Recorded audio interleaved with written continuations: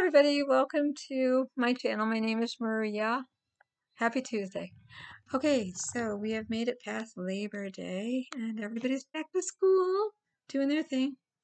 We have a rainy day here. Leaves are falling, birds are scattering around, and I saw my first helicopter leaf. You know those little Twizzler leaves that look like they have wings and they twizzle around in the air? My first one I caught when I was walking. I was like, it's definitely fall in the air, but uh, you know it's going to get hot later in the month. So we're going to have that last minute harvest moon and heat and everything, and the weather's going to be up and down. But we have like crisp weather right now. Our maintenance and crews were around getting all the hedges and doing all the gutter work and foliage. So I really feel autumn is in the air now, and I'm enjoying it. So I wanted to take a moment to tell you that I have read the book, The Girl in the Green Dress by Jeni Haynes. And I just want to call her Dr. Jeni Haynes, Jennifer Haynes, because I want to correct, I wrote something on Facebook. Jennifer Haynes is a woman that has 2 master's degree in her doctorate. She has a master's degree in psychology. She has a master's degree in law, and she has a doctorate in special units, criminal and victim law. So in helping victims, she has 2,500 over 2,500 alter aspect egos, what she likes to call personalities. She was recently on 60 Minutes in UK. She has written a book with her psychiatrist that she worked with, Dr. West Blair. I keep wanting to call him Dr. Ralph Bear. I don't know why I'm getting Karen Overhill's case and Dr. Richard Bear mixed up with her doctor. Let me go see real quick. What's his name? Dr. George Blair West. His website just says GBW. So I always knew him as more of an author. He was more of a relationship counselor, just a regular psychotherapist. Like I've always told you guys, been out here since 2009, telling you guys, you don't need a special DID therapist. Some of the best work has been done by regular psychoanalysts who just understand relationships and trauma. And you don't have to go to 50 million other. You can just take training. I mean, they do get training in EMDR. They get training in guided imagery. They get training in mindfulness. They get training in uh, uh, grounding. This is general psycho, and it's just psychology. So, Jeni, in her own right, has written her book finally, and her doctor is in the book, in a sense, in notes, and to kind of educate the reader about Jeni's memory and to educate the courts, because Jeni took her case to court, and her father was her abuser from the age of 2.5, 3 to 11. So, and we're talking daily vile abuse, where she was impregnated 7 times just in 1.5 years. So between 10 and 11, she was impregnated 7 times. So what I will say about this book is it's 508 pages long. It is written in the same kind of vein or tradition, style as When Rabbit House with Trudy Chase and the troops. It is written with her alter aspect ego state. She likes to call personas. She prefers the she prefers the title multiple personality because that's what her doctor explained it to be. She started going to therapy in the 80s when it would be called that. So she prefers that. And she does see the others with her as persons. So, and yet she understands that they are her.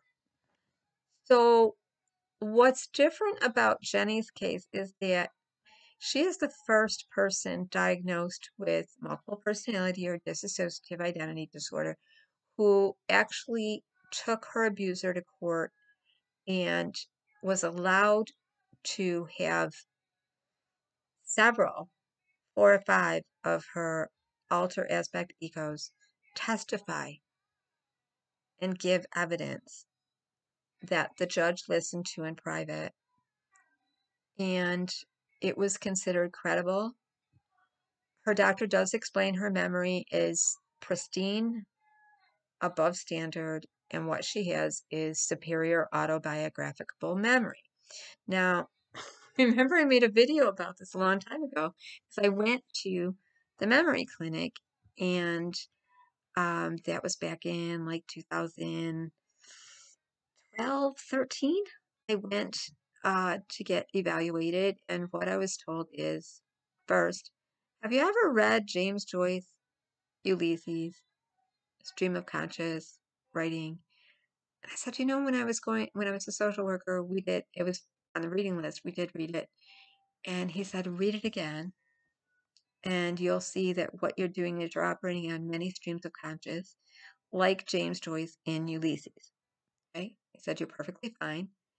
You have what's called superior autobiographical memory. Now, I remember I made a video about this, and I told you guys that Mary Lou Henner was featured as one of the 6 or 9 or whatever it was people in the world that had this hypermesthesia, superior memory, which really can get in the way of daily functioning, but is also like a superpower. It's kind of a pain in the ass for everyone else, but it comes in handy. And it is very credible and it is very reliable. However, there are 2 or 3 kinds of it. So this is just kind of like a hair up my nose that bothers me is that after I made that video, a cousin of mine who's very interrogative because that's just how his mind works to debate and to catch people in lies and check them out and investigate. After I made this video, one day I'm sitting on his couch and he's like, "Hey Maria, what was the date my father died?" And I was within 2 days of the date because I went to the date of the funeral. He's like smirking. And I saw it and I knew it immediately. What her doctor explains is that there are forms of this, which is called calculating, where you can calculate the exact calendar cur, where you'd find somebody like a savient person, an autistic person, savient, with the ability to go forward in time and backward in time to the exact date mathematically and get the exact date. And this is how Mary Lou Henner is. But there are 2 kinds. There's autobiographical memory, where you remember every little detail surrounding everything, the minutia that nobody needs, nobody wants. Most people are just hanging out in your conversation. They've lost touch with what you're saying. They just want to get you to shut up, and they want you to bottom line it, but you're still giving them more detail to prove, to report an event, to make it clear. Okay? So they've tuned out usually by then, so it could be kind of a problem with communication. But that is what happens, and it mostly happens to people with DID. And it mostly happens because we are paying attention to everything around us that we don't need to be paying attention to, but we think it matters to our safety. We think the look on a person's face means something. We think the sound, the volume, the room, the volume rising among family members, a season, a holiday, all of it starts to get us geared up. Bedtime, dinner time, bath time, whatever it is. Being in the car, going to relatives, whatever your triggers are, we get hyper vigilant around that time, and we start to pay attention to everything. Like, I was standing by the window, like maybe before something turbulent happened, like domestic violence in your home. Like, I was standing by the window and the TV was on. My brother was watching it. The leaves were falling out of the tree. And I mean, nobody needs to hear nobody needs to know all this. But at the same time, there was a car across the street and the license plate was blah, blah, blah, blah. And it was blue and the house was green. And okay, so we have all this detail. And people with dissociative identity disorder or multiple personality disorder, people that have gone through immense trauma from very young age, from 3 to, 11, that never ended, will have more of that. And Jeni was allowed to not only give her impact statement, but also have her alter aspects egos talk to the judge, face her father, who was 74 years old, and put him in jail for 49 years for raping her every night of her life, for being a sadistic, horrible person, for impregnating her 7 times and beating her until she lost the babies each time. Now, there came a point when in all of these interviews in this documentary where people are wondering, well, where the hell was her mother? She had an older sister, she had a brother.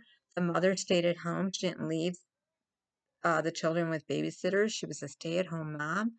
She sewed the kids' clothes. She baked cookies. She cooked dinners. She made sure everything was okay for her husband. How could she not know? Especially since um, she she saw her daughter's swollen stomach pregnant at around 11. Um, so the interviewer, asked the mother, how did you, and she said, I just thought she was reaching puberty and she was, finally having her puberty and she was starting to blossom and get, hips, and she didn't really think anything like that could be happening.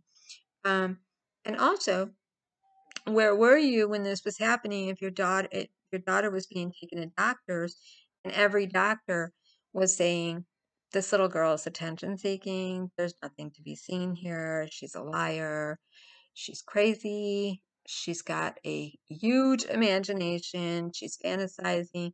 I mean, her mother did take her to the doctors. Her mother took her to every doctor, and every doctor said, "Bye bye. Nothing to see." What's important to remember is that in the UK, especially, you're dealing with the national health, um, the the National Health Council, which the NHS, National Health Services, is a good thing in that everybody gets health care, but it doesn't really work the way people think it does. It kind of covers your point of entry, your point of deliverance of getting to a doctor without a lot of follow-ups. So if a doctor says you're okay, you're okay. They're they're gods. They really are gods. Okay. So you have to prove your case that you really need treatment and help. And that's something that the NHS is really working on, is that um and one, if you need emergent care, you can get it, but you have to go through you have to go through a doctor to even get an ambulance, or you can't get to the hospital. So there were several times that Jeni's mom needed to take her brother to the hospital and couldn't get into the hospital. The father wouldn't take him, and so she had to get the doctor to say it was okay to get an ambulance. Um, Why didn't anyone know? People have a lot of questions. In the multiple community DID, like I said, everybody goes off in their corner and does little hush hush. Do we believe it? Really, 2,500? Is she borrowing from When Rabbit Howls? does she just have a huge imagination? Okay. Of course she has a huge imagination. She's been able to create over 2,500 alter aspect personalities. Now, she's been very honest about the fact that her inner landscape, she says this in the book, her inner landscape, she really didn't understand how the alters came and went. She knew that at the age of 2.5 to 4, Symphony was created, a little 4-year-old. Symphony, and she is the girl on the cover of the book. Symphony is who created all the alters. So Jeni doesn't really know how, but the little girl Symphony is the one that she feels was getting hurt and subconsciously creating whatever she needed. The way Jeni kind of understood it and Symphony was the alter aspects were just going in and out of a door in their head. Her inner landscape, she just called a sacred place, which is what I've always said is I don't understand big groups that come out here with their worlds and their universes and want to tell you every intricate little part of it. Like, we got a library, we got an exercise room, we got levels of this, we got a gate, we got that, and this one's over here and that one's over there. Oh my God, it took years before I would talk to my therapist about what my inner landscape kind of even looked like to me because I didn't want that ruined. That's what kept me safe. So it's something you protect very much. So I always said to my therapist, if you ever saw the TV show All in the Family with Archie Bunker and Meathead when they were like running towards the door, like maybe coming out of the kitchen or going into the kitchen from the living room, back in, back in the living room, back in the kitchen, or to the front door, they would kind of get stuck in the door. They would rush towards the door and one would have to back up to let another one out. I would describe it like that. And then I would describe it as a revolving, I don't know what you call them, but when you go to like a department store and you're in a partition, and I think they're called revolving doors, and you can't really, only one can get out at a time, and you have to wait your turn. So that's what it is when you talk about people getting out to the front, having a hard time getting to the front. They might be too far back. They might be struggling with a door. So the therapist really has to be able to know how that all works in order to interview all the alters and gain information. In Jenny's situation, they really needed to interview the alters aspects because although, and here's the thing, although Jeni never forgot, she always knew. In fact, she can remember back to 6 weeks old. Some people will say, no way can Jeni remember to 6 weeks old. Okay, well, there are people, and I've talked about this before too, that go to therapy and they're reliving trauma from a past life. hmm hmm A past life. I'm not saying if I believe in it, I'm saying there are therapists that entertain, okay, you didn't ever have this trauma. I investigated it all. It's not my job to investigate it, but I am kind of trying to document what they're saying. And it's possible you have a past life trauma because we can't find nothing. Okay. So what the doctor explains is your brain function. I'm going to read it to you from Jenny's book because I think he describes it very well. But the most important thing to remember is her father got 49 years. He'll probably die in prison. Her mother said she was put on antidepressants. Good little housewife, being battered by her husband, humiliated by her husband, trying to be a good wife. She was put on antidepressants and God knows what else. And when the interviewer asked, where were you? When Jeni asked, where were you, Mom? How did you not know? It's like, I was up to my, in antidepressants. I was out of my head with antidepressants. So I was just going through the motions of really thinking everything was fine. We had a perfect life, making matching clothes for the kids and getting holidays ready and cooking and baking, making sure there were cookies in the cookie jar and everything right. And at 70 years old, NIH finally figured out that Jenny's mom had always been autistic. So there may have been things during Jenny's childhood and her sister Sheila and her brother Frank's that her mother just couldn't pick up on. But once Jeni confronted her mother about what happened, her mother became her best advocate and they went together to court. And just an amazing judge that allowed this. Now, again, there are some people in the multiple community that for the past since 2009, some of us have known Jeni or part of her group that have talked to people out here.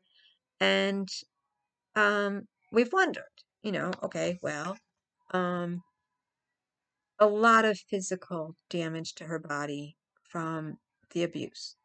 We're talking her pelvis area was so ruined she can never have children. We're talking she had to have a colostomy bag. We're talking her intestine was ruined. We're talking about calcification from her jaw being broken.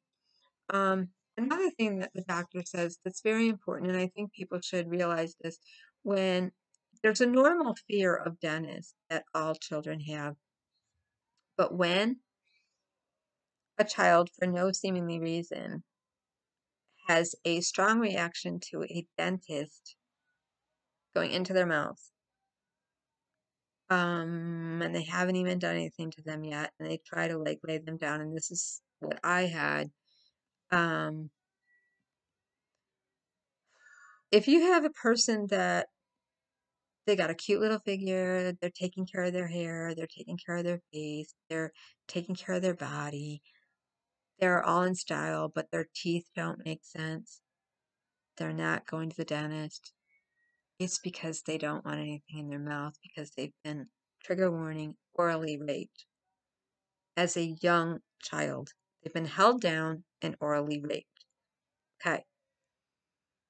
If you got a little kid that's bopping off to the dentist to get their teeth fixed all the time, braces, straightening, this, that, the other, whitened and everything, and they got no problem opening their mouth, nothing happened to them. I'm just going to leave that there. That is the number one indicator of a child being a child being orally raped is they will not go to a dentist and open their mouth. It has nothing to do about being afraid of pain. It has to do with reliving that. Okay? I'll just leave that there. So if you know a little girl that has perfectly straight teeth and had braces and has a perfectly polished smile and goes to the dentist whenever she's got a little crack or whatever, nothing happened to her mouth. Nothing was in that mouth. That's all I'm saying. All right. So Jeni had a fear of dentists. She had just so much validation in her book that I got myself. But what I will say is she makes it very clear that the alter aspects really didn't have names, but they needed names for categorizing and working with the doctor and the detectives.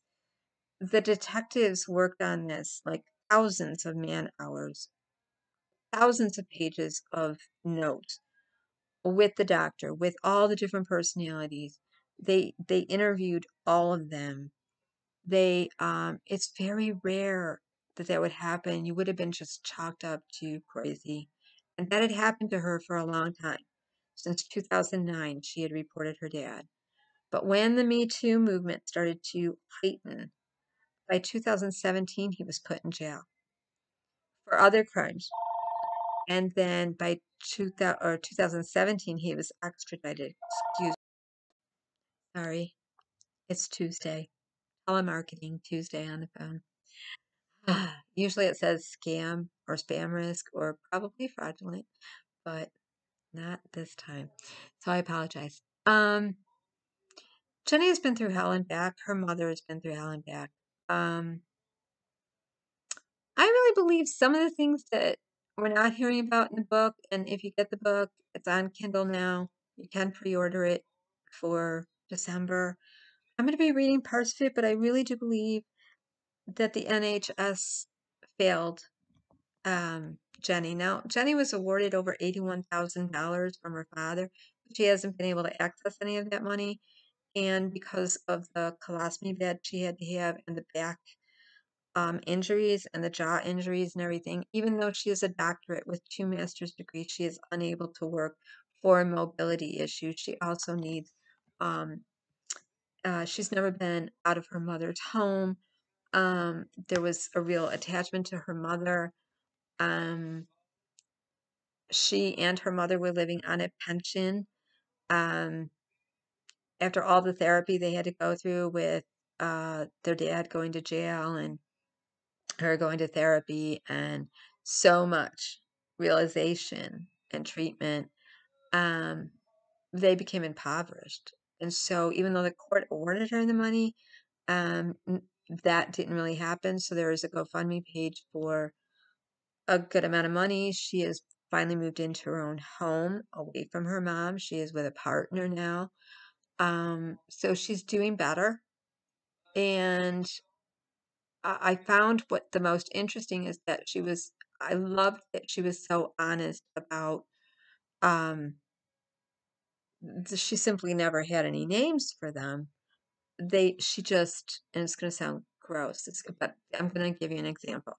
I always say I will give an example in my videos. So I will of my own personal. So in my system personality group, when my doctor was getting to know um, all of my alter personalities from 1986 to 2015, whatever, all the therapy I did, um, there was a alter that would sign her name CM. And for the longest time, I had no idea what the heck it was. Um, and she described herself as being like a copy machine and just scanning rooms. And the purpose was when I was very young, my mom began to interrogate me and validate her own what she saw, what she heard, what I saw, what I heard. And if I went for a visitation with my dad, because they were getting separated, divorced, separated, divorced, separated, for they not really divorced yet, separated, still separated, back together.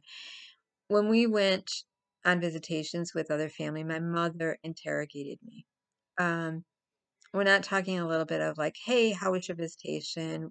Did anybody say anything about me? Or did your grandmother mention me? Or did your father mention me? No, it was everything. What did you eat? Who did you sit next to? Then what did they say at the table? Did they mention me?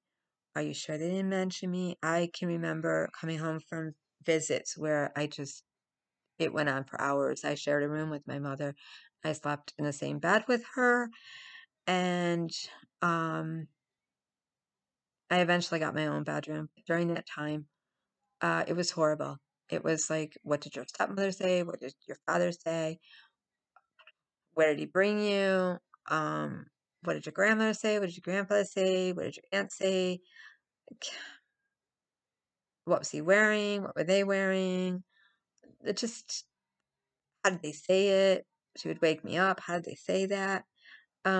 Real interrogation. And that probably started around 7 years old. And I created a copy machine that would just very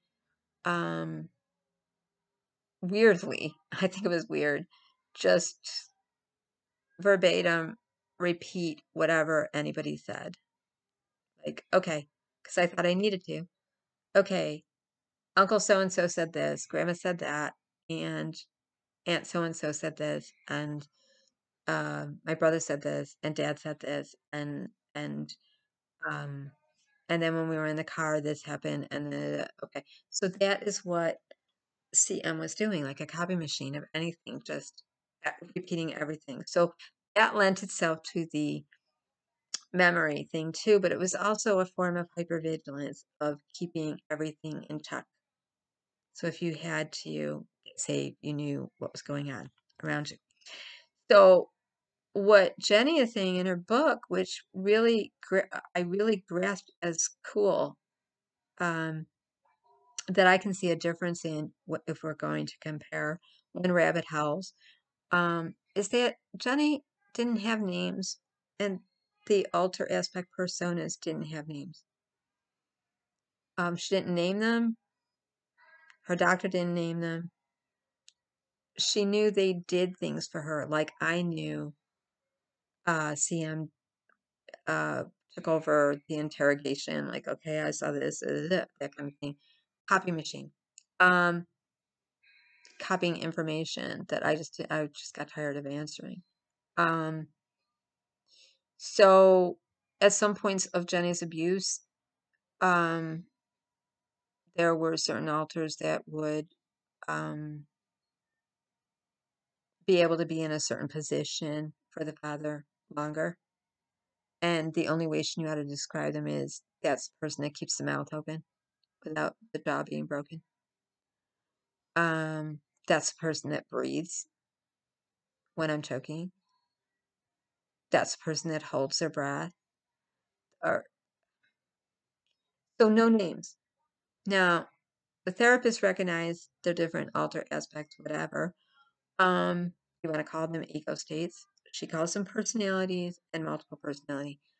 But for the sake of clarity for the judge, the detectives, the questioning that had to go on, and the doctors, because it wasn't just her one doctor, it was several, they had to create names for categorizing, and that is what the mapping of the system really is for most multiple personality systems. So I'm really leery when, sorry, I'm having muscle spasms when I'm talking to you with my foot. I'm gonna shake it out in a minute. I'm really leery of when there's multiple system groups that are going on and on about their castles, their dungeons, their 500 million whatevers that they have in their inner world and universes and whatever. All we really need to know is that alters can create alters, and they will. And if it begins at infancy to 3, 4, you will continue to create subconsciously. It is a learned behavior, and alters can continue to create what they need. So, the numbers can get very large for that purpose if if the if you do not confront the person that abused you. Other thing that's important for people to know is not everyone can really talk about their trauma or what's going on or what happened to them because they have a claim out. They are the claimant, and it takes a long time to actually sue a person. And that's the situation I'm in, and a lot of people are in. We've gone ahead and charged people, and the investigating of us and them has begun, and um,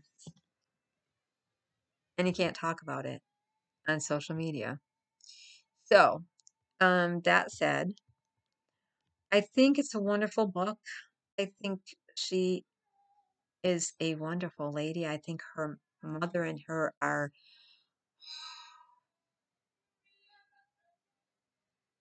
beautiful. I had to laugh when I saw that she was wearing a embellished jeweled butterfly t-shirt with purple rimmed glasses, and the people that put together her to go to court. And I'm like, oh, forever with the butterflies, purple rimmed glasses, and that her mother, not her mother, who she had purple glasses on, purple framed glasses, big butterfly embellished t-shirt, jeweled, and the people that put together her GoFundMe page is the Purple Angel Army. So she really relates to music. I believe she's probably a huge Prince fan, but she does mention the Osmond brothers over and over again in her book. She remembers songs that Donny Osmond was singing, Jay Osmond. She wants to have a big family like the Osmond family. I could so relate to her. When I was a little kid, I had the Osmonds all over my um, like the 70s, I had the Osmonds up everywhere. Everything was purple because Donny Osmond liked purple. I had his posters up everywhere. My mother brought me to the War Memorial, and my cousin and we got to see the Osmond brothers in their little white jumpsuits jumping around singing Puppy Love and everything else. And he ain't heavy, he's my brother. She talks about how she does these little ditties and rhymes in her head to get through the trauma. I did the same thing.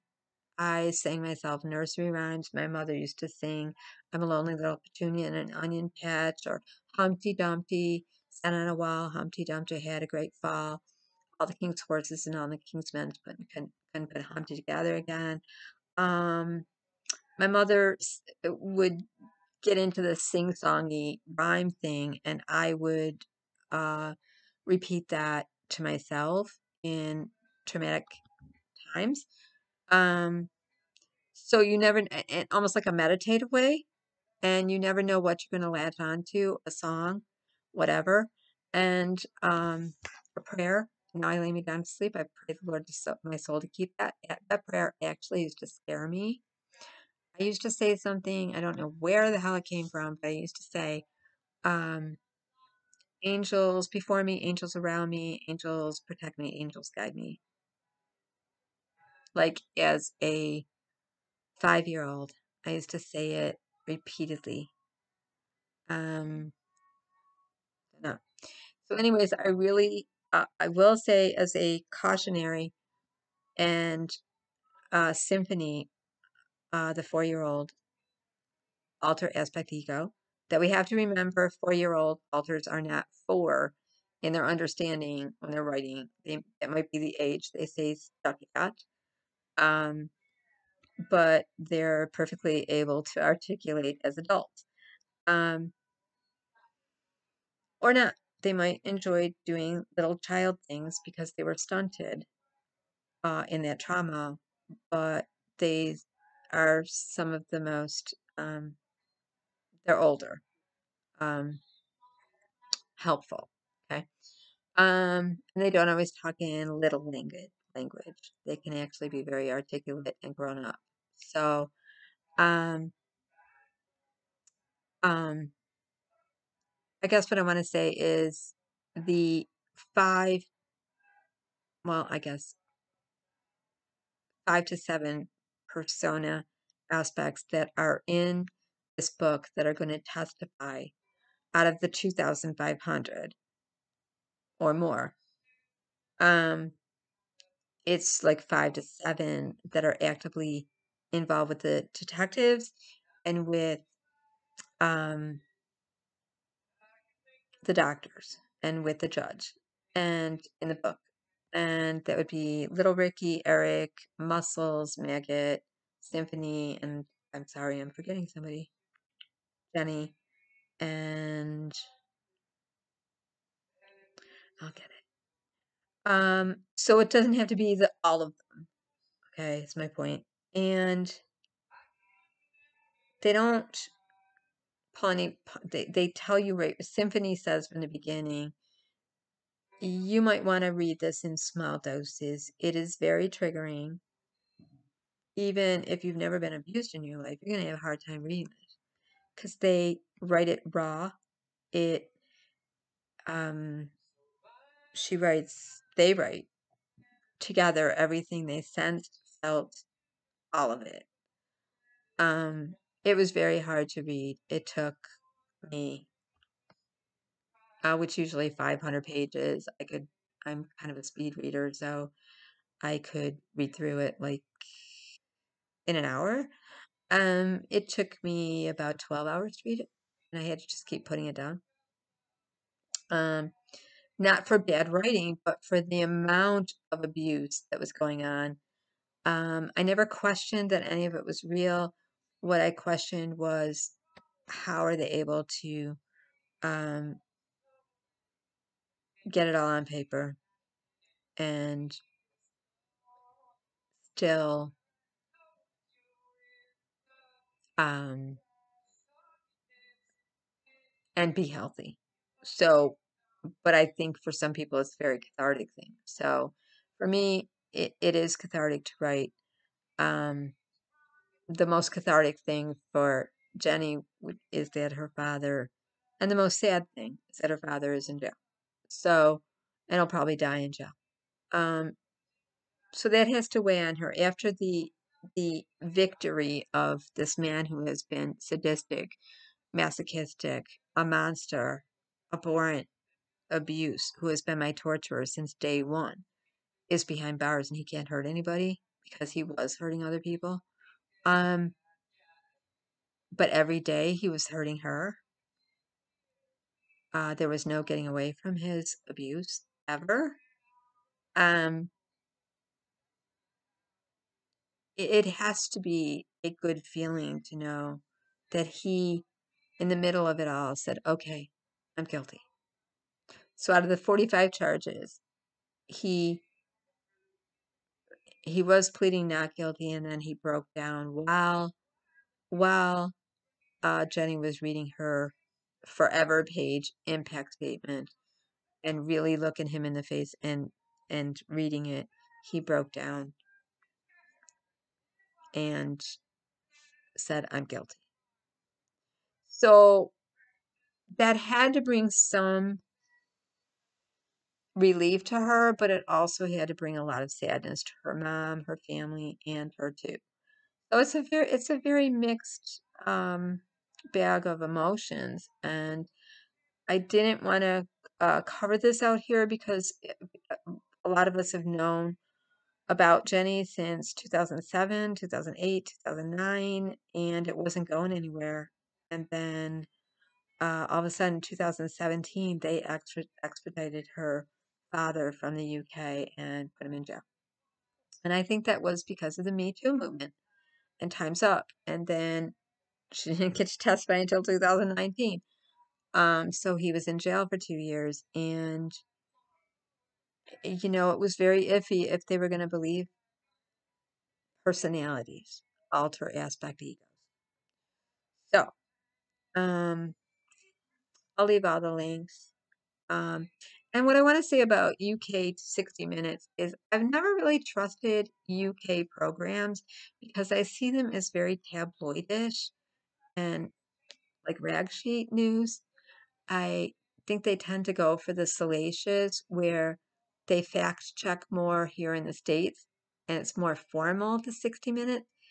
They have some really great topics, but case in point, Kevin Federline and Jaden and Sean and the family were on talking about Britney's conservatorship. And I mean, they do stories like that I really just, it bothers me. So it's good to see that Jeni did also Entertainment Tonight. She did BBC. She did a lot of good other, not just 60 Minutes UK, which I'm sure in the UK is considered a really formal, legitimate news.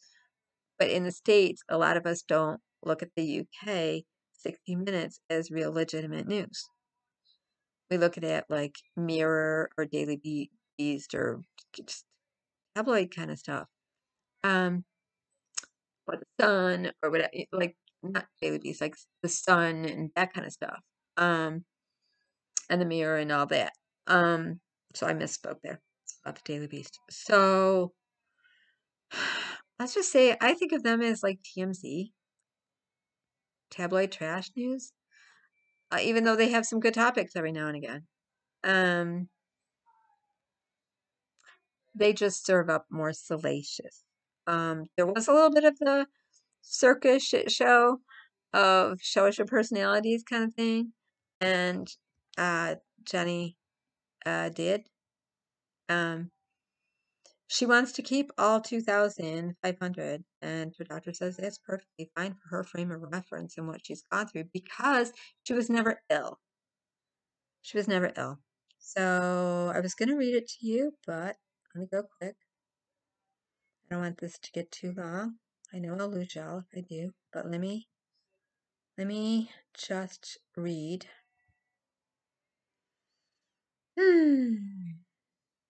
Notes from Dr. George Blair West, page 38. Jeni's superpower is clarity of memory.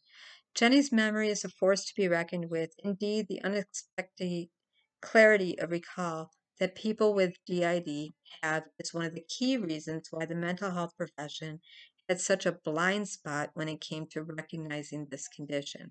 The most well-known examples are found in autistic savants who have uh, prodigious mental abilities, but typically in only a couple of limited areas. Calendrical savants can quickly calculate the day of the week when given any date in time, past or future. The most common abilities after supermemory are musical abilities, nearly always with perfect pitch or voiceover, and rapid calculation.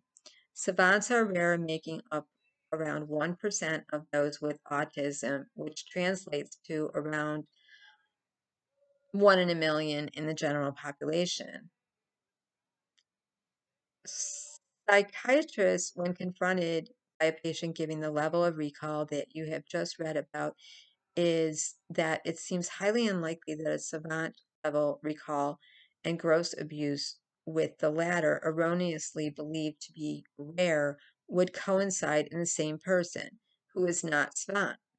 Very few clinicians would have ever seen this phenomenon before. I certainly had not. Jeni is not autistic savant. As I mentioned in this introduction, Jeni is showing us her highly superior autobiographical memory, HSAM. Autobiographical memory refers to the ability to accurately and readily recall numerous details about events, including exact dates and intricate information about one's previous experiences. I recall Jeni telling me early on in our work together how people disbelieved her story primarily because of her clarity of recall. Unfortunately, this phenomenon of not believing something because you have no experience of it and do not understand it is exemplified by DID. While I had not witnessed recall to the level that Jeni demonstrated, though my work in trauma, I was very familiar with related memory phenomenon. 30 years ago, I had trained in eye movement desensitization and reprocessing, EMDR, which put simply takes people back to their traumatic experiences and allows them to recall them vividly in detail. I still remember my surprise when I first started using it with my patients at the incredible level of detail that they were able to describe around their traumatic experiences. Patients were often as surprised as I was, saying things along the lines of, I can't believe I was able to remember that with such clarity. It felt like I was right there. Over time, it became apparent that the greater the clarity, the better the outcome of therapy session in processing the traumatic memory, so that it is no longer so distressing. It rapidly became evident to early EMDR practitioners that while our minds have a range of unconscious defenses to allow us to suppress memories, that's different than repress, um, the suppressed memories sit in their respective reinforced concrete vaults in all their vivid glory. They're right there. They're not repressed. Okay. Um, think of Pharaoh's tomb, buried deep under heavy pyramid, but replete with valuable accoutrements, sacrificed slaves, and their important worldly belongings just waiting to be discovered. The issue of Jeni's memory goes beyond a fascination with or disbelief of HSAM, the superior autobiographical memory. It has profound implications legally. Historically, sexual assault allegations, perhaps more than any other crime, rely squarely on the memory of the victim. Detectives will decide whether or not to pursue a case largely on the veracity and reliability of their victim and their witnesses. And there rarely are witnesses to this kind of crime. Hundreds of hours or thousands in Jeni's case of detailed work will follow for the lead detectives if they take on the cases, so they don't do it lightly. And what determines the veracity and reliability of a witness or a victim is the accuracy and consistency of the person's memory. To fully appreciate the complexities at play here and the trustworthiness of memory, more specifically, we need to take a deeper dive into how the brain processes traumatic memories, which in turn requires us to understand how our unconscious mind works. It has three main components and jobs. After running our body, our heart rate, blood pressure, temperature, regulation, etc. Job number one is fairly obvious. First and foremost, keep us safe. Staying alive comes before sustenance. There is no point in looking for dinner if you're the dinner. This means our senses are turned and tuned to recognize a threat that our mind is already ready to identify and evaluate and its seriousness. The other part of safety is ensuring a constant supply of food and water. Sustenance to survive. Once that box is ticked, our unconscious mind looks for gratification. This is job two. Nicer food, comfortable resting place is a good day's work for one's unconscious mind. Its third job is learning from important life experiences and laying down automated responses that work the best in resolving these challenges. We build up a bank of habitual responses for reasons of efficiency and the avoidance of discomfort of pain. If eating a particular berry makes us sick, we avoid it the next time. It takes a lot of energy to develop a new response to every new threat. It is so much more economical to just do what worked the last time. If our parents cut us down to size as we spoke about our achievements, we learn not to raise them. These automated responses will be invoked when we come across triggers that remind us of the earlier experiences, particularly threatening ones. I highlighted this because I thought it was important. It is also important to appreciate that the language of our unconscious is not logical thought. It is emotion. This is simply because logical thought is too slow when our life is at risk. Our brain is designed to recognize and to respond to fear long before we can work it out cognitively. Okay, that's all I really wanted to say. That's page 40, and that's from the doctor's notes. And I think it's relevant because it goes to the weight of what I've always talked about out here is how I've always seen my brain as putting things on the back burner, my ears being the back burner, my eyes being the front burner, and moving around like on a stove. Like I will take you off the heat because you are boiling over, and I'm going to put a lid on you and put you in the back burner and turn the heat off. And you're just going to calm down. And I know I'm going to just stick you in the oven and keep you on warm. And then I'm going to turn off the oven and I'm not going to look at you. So um, there's quite an intricate system that goes on in our brain to suppress, and there are to first, I want to say the kind of therapy he does is ACT therapy, which is acceptance commitment therapy, which is accepting all the symptoms, feelings without anybody trying to fix it. So patient client participant comes to therapist decides, I'm going to approach this as an IFS, internal family systems approach, or ACT, which incorporates CBT, cognitive behavioral therapy, and DBT, didactyl.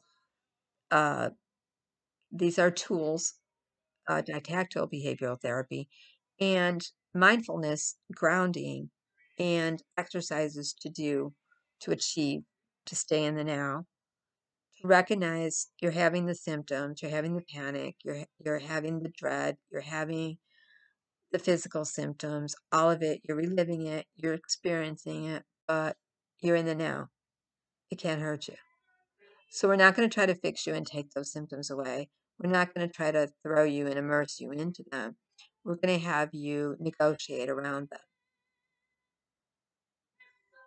and live with them and manage them, so that it gets less and less.